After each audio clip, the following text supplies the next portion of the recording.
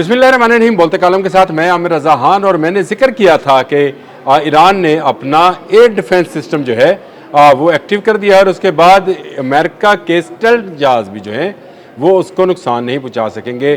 जिस तरह से मैंने ये इंकशाफ किया कि 30 के करीब उनके MQ-9 ड्रोन्स जो हैं उनको गिराया गया। F-35 2 गिरे, उनके बहुत सारे जहाज़ जो हैं जिनमें C-130 भी शामिल है वो भी गिराया गया। बहुत सारे लोग ये पूछते हैं कि ये सिस्टम क्या है। तो ये एक ऐसा यूनिक सिस्टम है जिसकी दुनिया में किसी दूसरी जगह मिसाल नहीं मिलती है। यानी ये एक 3 मुल्कों का यानी ट्राइका का कम्बिनेशन है जिसको कॉम्बो बोलते हैं। ये वो एयर डिफेंस सिस्टम है जो इससे पहले जो है किसी दूसरी जगह पर आजमाया नहीं गया और शायद अमेरिका और इजराइल जो है इसी वजह से बड़ा धोखा खाते हैं, क्योंकि इसमें 3 किस्म की टेक्नोलॉजीज़ जो हैं उसको बेशक वक्त इस्तेमाल किया गया है। इस एयर डिफेंस सिस्टम के अंदर कौन कौन से मुल्क ने शिरकत की और क्या क्या उसमें पार्टिसिपेट किया है और किस तरह से इसको जो है बेहतर से बेहतर अंदाज में ईरान इस्तेमाल कर रहा है, ये मेरे आज के बोलते कालम का मौजू है। जी हाँ, सबसे पहले बात कर लेते हैं ईरान के इस एयर डिफेंस सिस्टम को जिसको कहा जाता है layered hybrid network. Layer hybrid यानी मुख्तलिफ लेयर्स में ये काम करता है, इसलिए लेयर्ड है।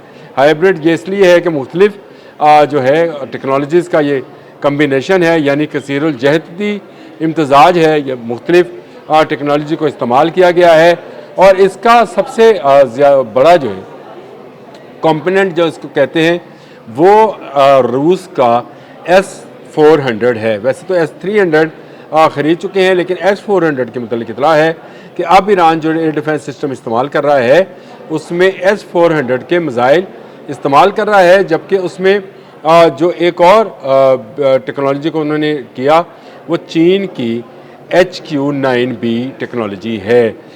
ये बिल्कुल एक डिफरेंट टेक्नोलॉजी है।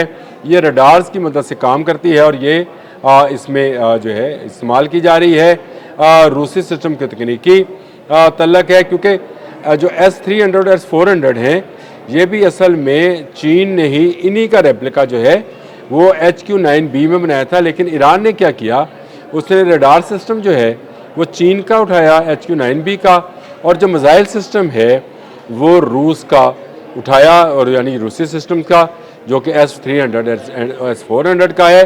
और ये कम्बिनेशन जो है इसको बनाने के बाद उसने इसका नाम जो है या इसको जो है बीवार या बावर, ये इस नाम की ज़रा मुझे कन्फ्यूजन है कि ये बावर जो है सिस्टम जो है उसके साथ इसको इंटीग्रेट किया है। इसलिए ये मीडियम, शॉर्ट और लॉन्ग रेंज की 3 लेयर्स में काम करता है।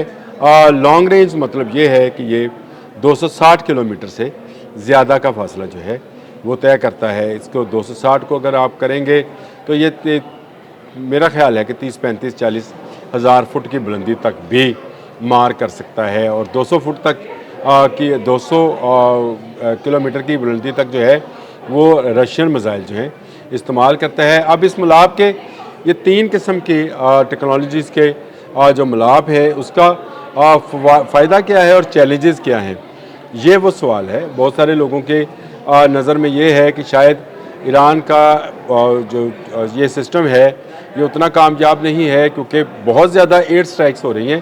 तो एयर स्ट्राइक्स तो दुनिया के किसी मुल्क में भी हो सकती हैं।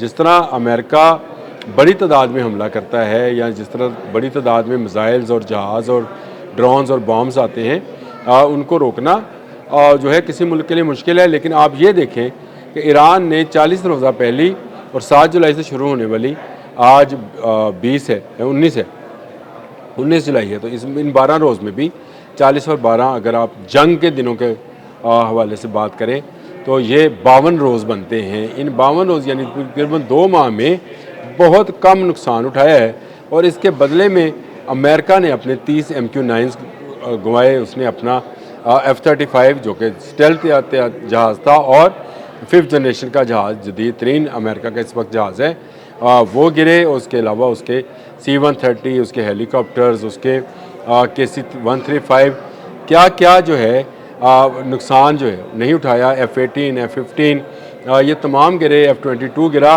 तो ये वो चीज़ें हैं जो कि इसी सिस्टम ने गिराई हैं, जो कि 3 का कम्बो है, यानी 3 सिस्टम्स का कम्बो है चीन, रूस और ईरान, ये मिलकर इस एयर डिफेंस सिस्टम को बनाते हैं। अच्छा, अब इसके लिए इसका अगर जायज़ा लिया जाए तो ये दुश्मन के लिए मुश्किल क्यों है? रूसी और चीनी सिस्टम्स के रडार जो हैं और फ्रिक्वेंसीज जो हैं ये मुख्तलिफ होती हैं, मुख्तलिफ फ्रिक्वेंसीज़ पर ये काम कर रहे होते हैं, तो इसलिए इनको डिटेक्ट करना जो है ये मुश्किल है अमेरिका के लिए भी, इसराइल के लिए। और मैंने आपसे पहले कहा था कि इसमें चाइनीज़ इलेक्ट्रॉनिक वॉरफेयर का इस्तेमाल ज़्यादा किया गया है।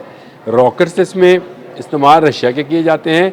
इलेक्ट्रॉनिक वॉरफेयर जो हैं या इक्विपमेंट जो है जो कि बाइडो से इंटीग्रेटेड है, और बाइडो वो सिस्टम है नेविगेशन का जिसको अभी तक ब्रेक नहीं किया जा सका है।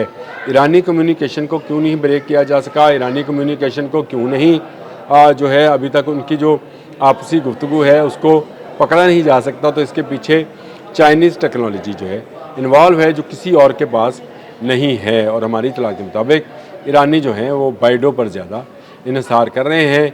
मुख्तलिफ ममालिक के सिस्टम को आपस में एक ही कमांड एंड कंट्रोल नेटवर्क से जोड़ना जो है ये एक बड़ा चैलेंज रहा है, लेकिन ईरान ने इसको जो है मुकामी रडार के साथ मिक्स करके जोड़ने में कामयाबी हासिल की है। साइंटिस्ट की ये बड़ी कामयाबी है, और ये आने वाले दिनों में आप देखिएगा बहुत सारे ममालिक इस तरह की टेक्नोलॉजीज़ का आपस में कम्बिनेशन बनाकर एक नया हथियार जो है वो बना लेंगे। ये सिर्फ जो है इस तक दिफाई निज़ाम तक नहीं रहेगा, ये आगे मिसाइल टेक्नोलॉजी में और एरोनॉटिकल इंजीनियरिंग में जो है नई जहतों का जो है वो मज़हर बनेगा। यानी नई जहतें जो नए रास्ते जो हैं वो इसी एक से खुलेंगे। इसमें जो ईरानी लोग हैं वो इसको इस्तेमाल कर रहे हैं, और ये जो है HQ-9B चाइनीज़ जो है ये इनका जदीद तरीन रडार सिस्टम है। इसमें एक्टिव रडार ह्यूमिंग है जो बहुत दूर से आने वाले मिसाइल्स और जहाज़ों का पता चला लेती है। और आखिर में बात कर लेते हैं उन लेयर्स की जो एक के बाद एक जो है ऊपर नीचे जो है वो नज़र आती हैं। ये लेयर्स क्या हैं और इसको किस तरह से इस्तेमाल किया जाता है? तो मैंने आपको पहले बताया HQ-9B जो है इसकी रेंज जो है वो 260 किलोमीटर तक है। 260 किलोमीटर तक इसकी रेंज है। ये असल में इसमें रडार्स जो हैं 260 किलोमीटर तक अपनी तरफ आने वाले दुश्मन को डिटेक्ट कर सकते हैं, जिसमें ये भी टेक्नोलॉजी शामिल है कि स्टेल्थ टेक्नोलॉजी को ब्रेक किया जा सकता है। ये एक नई किस्म की टेक्नोलॉजी है जो चीन ने ईरान को दी और उसने उसको S-400 के साथ जो है किया। इसके बाद S-300 की बात करें तो 200 किलोमीटर तक उसकी रेंज है, और S-400 की 400 किलोमीटर तक की रेंज है। लेकिन S-400 के बारे में मुझे अभी तक कोई ऐसी तस्दीक नहीं मिलती है कि ईरान के पास है। हालांकि बहुत सारे जो हैं जो अस्करी नवीयत की ख़बरों की काम करते हैं, उन्होंने ये बात कही कि उनको ये टेक्नोलॉजी जो है रशिया ने कर दी है। इसके बाद इनका अपना बवार है 373।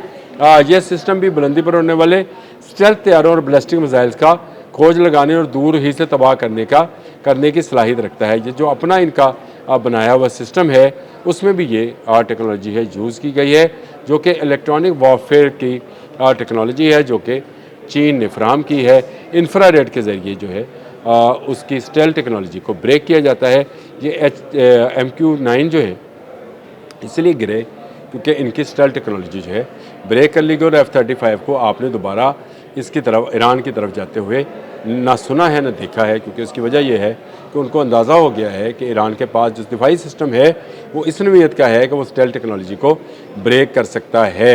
इस तरह मीडियम और शार्ट रेंज और लॉन्ग रेंज जो है ये तीन किस्म की लेयर जो है ये बनाते हैं। इसमें उन्होंने रूस का पेंसर S1 और टॉर M2 ये दो ही सिस्टम्स हैं जो हाल ही में ख़रीदे हैं, और इनको ख़रीदने के बाद ईरानी जो हैं ये मज़ीद जो हैं उनकी निगरानी या उनके रडार्स जो हैं बेहतर अंदाज में काम कर रहे हैं। गो बड़ी तादाद में अभी ईरान ने इस सिस्टम को इंटीग्रेटेड नहीं किया, ये एक दूसरे के साथ नहीं जोड़ा, लेकिन जहाँ जहाँ उसने इस सिस्टम को इंटीग्रेशन मुकम्मल कर ली है और जहाँ जहाँ उसने ये कम्बो बना लिया है वहाँ वहाँ अमेरिका और इजराइल के लिए ईरान पर स्ट्राइक करना मुश्किल से मुश्किल होता चला जा रहा है। ये एक बड़ी कामयाबी है एक बड़ा दिफाई निज़ाम जो है ईरान लॉन्च कर चुका है।